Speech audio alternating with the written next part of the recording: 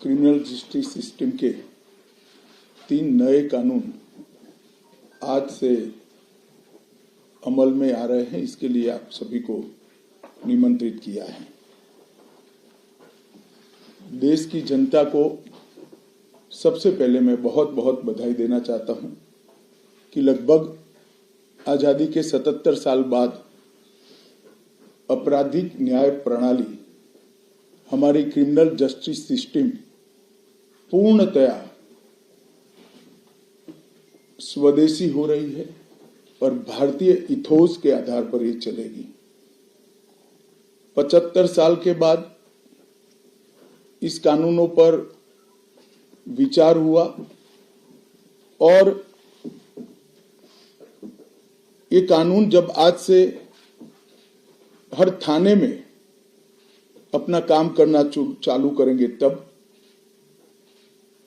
अंग्रेजों के बनाए हुए कानून निरस्त होकर भारत की संसद ने बनाए हुए कानून आएंगे। दंड की जगह न्याय लेगा, देरी की जगह स्पीडी ट्रायल और स्पीडी जस्टिस मिलेगा। और पहले सिर्फ पुलिस के अधिकारों की रक्षा की गई थी, अब पीड़ितों के अधिकारों की रक्षा और जो कंप्लेनेंट है इसके भी अधिकारों की रक्षा करने का काम होगा। तो एक नए नजरिए के साथ ये तीनों कानून आज सुबह से ही, मतलब कल मध्य रात्रि से काम करना शुरू किए हैं। अब इंडियन पिनल कोड, जिसको आईपीसी कहते थे, 1860 से जो कानून था, इसकी जगह बीएनएस भारतीय न्याय संहिता आएगी। क्रिमिनल प्रोसीजर कोड, जिसको सीआरपीसी कहते थे, जो 1898 से अमल में था, इसकी जगह भारतीय नागरिक सुरक्षा संहिता बीएनएस आएंगे। और इंडियन एविडेंस एक्ट 1872 से जो इस देश की क्रिमिनल जस्टिस सिस्टम को गवर्न करता था, इसकी जगह भारतीय साक्ष्य अधिनियम बीएसए लागू होगा। तो बीएनएस, बीएनएसएस और बीएसए के लागू होने से पूरी न्याय प्रणाली का आपराधिक कानूनों की पूर्णतया इसके अंदर हम कह सकते अब भारतीय आत्मा है। इसके ढेर सारे प्रावधान ऐसे किए गए हैं जिससे कई समूहों को फायदा होगा। कई सारी दफाएं जो अंग्रेजों के समय से विवाद में रही, इसको हटाकर आज के समय के अनुकूल धाराएं जोड़ी गई है।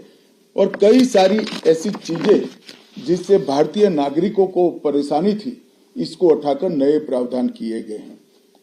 सबसे पहले हमने इसमें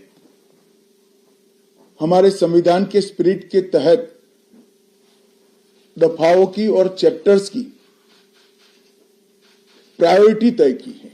सबसे पहली प्रायोरिटी महिलाओं और बच्चों के अपराध को दी गई है और मैं मानता हूं कि ये करने की बहुत समय से पहले जरूरत थी।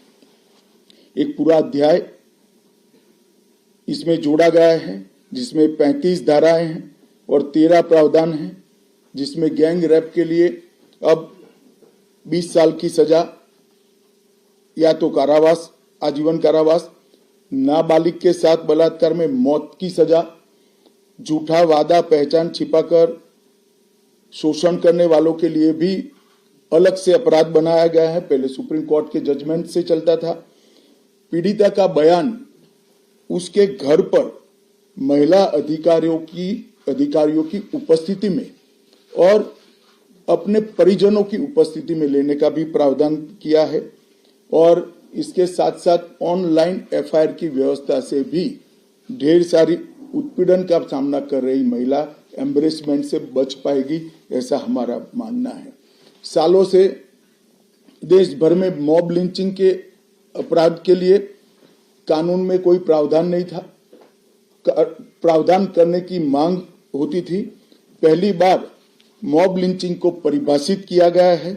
नस्ल, जाति, समुदाय, लिंग, जन्म स्थान, भाषा और अन्य कारणों से जो मॉब लिंचिंग होता है इसमें 7 वर्ष के कारावास से लेकर मृत्यु की सजा और आजीवन कारावास तक इसके अंदर जोड़ा गया है। तो एक बहुत बड़े समय से जो मांग थी वो पूरी होने जा रही है।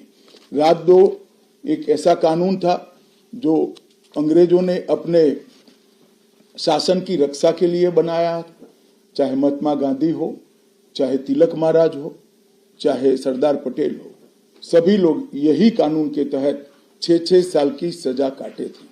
इसी कानून के तहत केसरी पर प्रतिबंध लगाया गया था। वो अपने राज्य की सुरक्षा के लिए अंग्रेजों ने बनाया हुआ कानून था। राजद्रोह को हमने जड़ से समाप्त कर दिया है और देश विरोधी हरकतों के लिए नई धारा लेकर आए हैं। पहले सरकार के खिलाफ स्टेटमेंट देना गुनाह था, अब भारत की एकता और अखंडता को क्षतिग्रस्त करने के लिए ये कानून अमल में आएगा। तो आजादी के इतने सालों के बाद ये कानून में बदलाव हुआ है, जो एक बहुत बड़ा परिचायक है हमारे संविधान के स्पिरिट का। मैं आप सभी के सामने बड़े विश्वास के साथ कहता हूं कि ये तीनों कानूनों के पूर्ण स्पिरिट के साथ देश भर में लागू होने के बाद ये कानून सबसे आधुनिक न्याय प्रणाली का सर्जन करेंगे।